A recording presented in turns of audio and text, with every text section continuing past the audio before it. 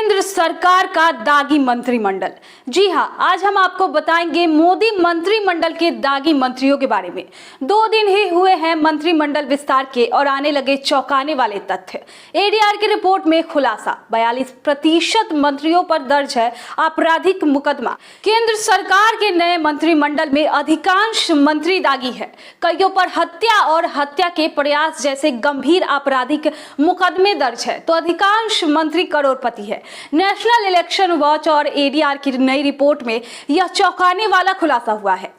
ADR ने यह report मंत्रियों के चुनावी हलफनामे के आधार पर तैयार किया है। रिपोर्ट के अनुसार केंद्रीय मंत्रिमंडल के 78 मंत्रियों में से 42% पर आपराधिक केस है। हत्या जैसे गंभीर अपराध शामिल है। 2 दिन पहले जिन 15 नए कैबिनेट मंत्री और 28 राज्य मंत्री को शपथ दिलाई गई थी, उसमें से कई के नाम इस तरह के मामलों में शामिल है। मंत्रिमंडल में ऐसे मंत्रियों की संख्या 33 है, वही 24 यानी 31% पर गंभीर आपराधिक केस दर्ज है। देश के सबसे कम उम्र के नए गृह राज्य मंत्री निशीथ प्रामाणिक पर हत्या का मुकदमा दर्ज है।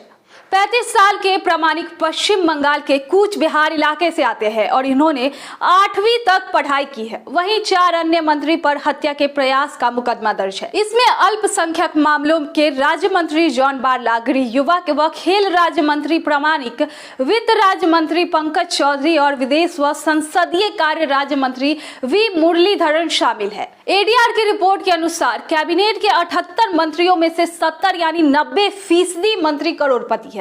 इनकी औसतन संपत्ति 16.24 करोड़ रुपए है। 4 मंत्रियों ने अपनी 50 करोड़ की संपत्ति की घोषणा की है। इनमें नागरिक उड्डयन मंत्री ज्योतिरादित्य सिंधिया, वाणिज्य उद्योग व कपड़ा मंत्री पीयूष गोयल, एमएसएमई मंत्री नारायण राणे और कौशल विकास व इलेक्ट्रॉनिकी आईटी राज्य मंत्री राजीव चंद्रशेखर शामिल है। वहीं 8 मंत्रियों ऐसे हैं जिन्होंने बताया है कि उनकी संपत्ति 1 करोड़ से कम है। इनमें प्रतिमा भौमिक, जॉन बारला, कैलाश चौधरी, विशेश्वर टुडू, वी मुरलीधरन, रामेश्वर तेली, शांतनु ठाकुर और नीतीश प्रामाणिक शामिल है। 16 मंत्रियों ने अपने देनदारी 1 लाख से अधिक बताई है।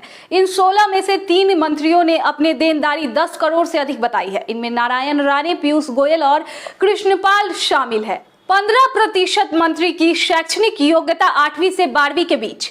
12 मंत्रियों यानी 15% ने अपनी शैक्षणिक योग्यता 8वीं से 12वीं के बीच बताई है, जबकि 64 यानी 82% मंत्रियों ने अपनी शैक्षणिक योग्यता स्नातक और उससे ज्यादा बताई है।